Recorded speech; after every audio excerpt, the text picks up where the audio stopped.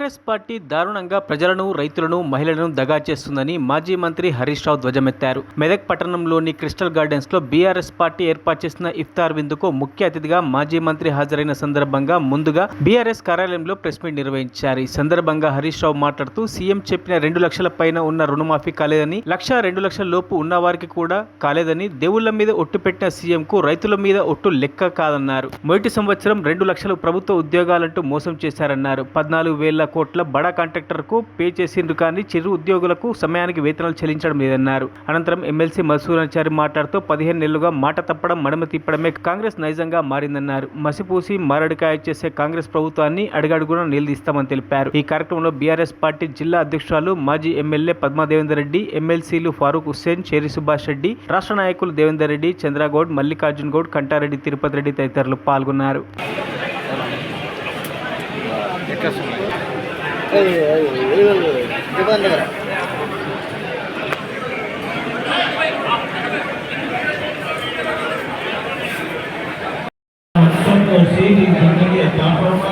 हिदायत वाली जिंदगी अता फरमा, ऐ अल्लाह अमन चैन सुकून वाली जिंदगी अता फरमा. మీరందరూ చూస్తూ ఉన్నారు, రాష్ట్రంలో కాంగ్రెస్ ప్రభుత్వ వైఫల్యాలను ప్రశ్నిస్తే బయట ప్రశ్నిస్తేనేమో పోలీస్ కేసులు, అసెంబ్లీలో ప్రశ్నిస్తేనేమో సస్పెన్షన్.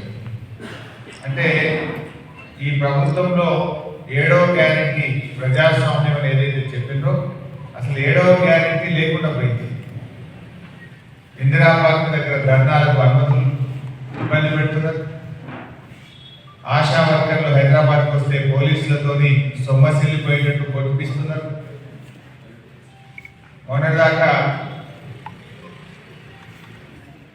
సర్వశిక్ష అభియాన్ ఉద్యోగులు సమ్మె చేస్తే అణచివేసిండ్రు. ఈ రకంగా జరుగుతాం. ఈ ప్రభుత్వం మొదటి రోజే, ప్రభుత్వం అధికారంలోకి వచ్చిన మొదటి రోజే 2 లక్షల రుణమాఫీ చేస్తామన్నారు. ఈరోజు నేను ఏమైందో అసెంబ్లీలో మీరు చూశారు. 2 లక్షల రుణమాఫీ మీద ఈ ప్రభుత్వం చేతులు ఎత్తేసింది. మేము సవాల్ విసిరిన రాష్ట్రంలో ఏ ఊరికైనా వెళ్దాం, రుణమాఫీ అయిన వాళ్ళు తక్కువ, కాని వాళ్ళు ఎక్కువ. ముఖ్యమంత్రి చెప్పిండు 2 లక్షల మీదున్నోళ్ళు డబ్బు కట్టండి, ఒక్క క్షణంలో మీ రుణాన్ని మాఫీ చేస్తా అన్నాడు రేవంత్ రెడ్డి. ఒక్క క్షణంలో అన్నాడు.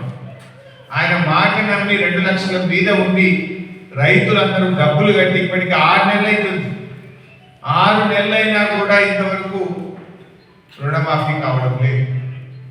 ఇవాళ అనేక మంది 2 లక్షల లోపు ఉన్నోళ్లకు రుణం మాఫీ కాలేదు, 1 లక్ష లోపు ఉన్నోళ్లకు రుణం మాఫీ కాలేదు, 2 లక్షల పైన ఉన్న వాళ్ళకు కూడా రుణమాఫీ కాలేదు. రేవంత్ రెడ్డి గారు దేవుళ్ళ మీద ఒట్టు పెట్టి రాష్ట్ర రైతుల్ని మోసం చేశాడు. ఇక దేవుళ్ళని మోసం చేసిన రేవంత్ రెడ్డికి రైతులను మోసం చేయడం ఓ లెక్కనా అని అంటాం. రేవంత్ రెడ్డి గారు ఎన్నికల ముందు మొదటి సంతకం రుణమాఫీ అన్నాడు, ఒక్కటేసారి చేస్తా అన్నాడు. ఒకసారి చేసింది లేదు, బిడ్డలు చేసిండ్రు. ఆ చేసిన కొద్ది మంది కూడా మిత్తిలు రైతులే మిత్తిలు కట్టారు. అంటే మీరు పూర్తి స్థాయిలో రుణమాఫీ చేయలేదు, సగం మందికి కూడా రుణమాఫీ చేయలేదు.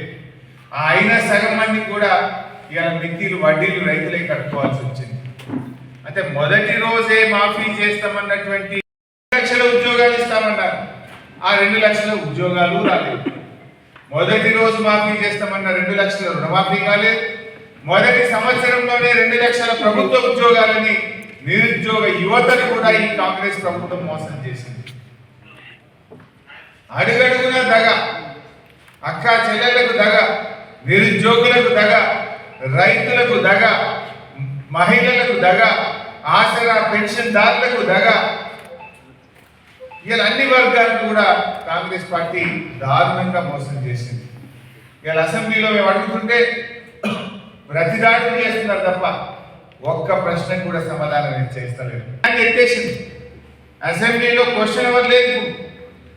ఒకటే రోజు క్వశ్చన్ అవర్ పెట్టింది.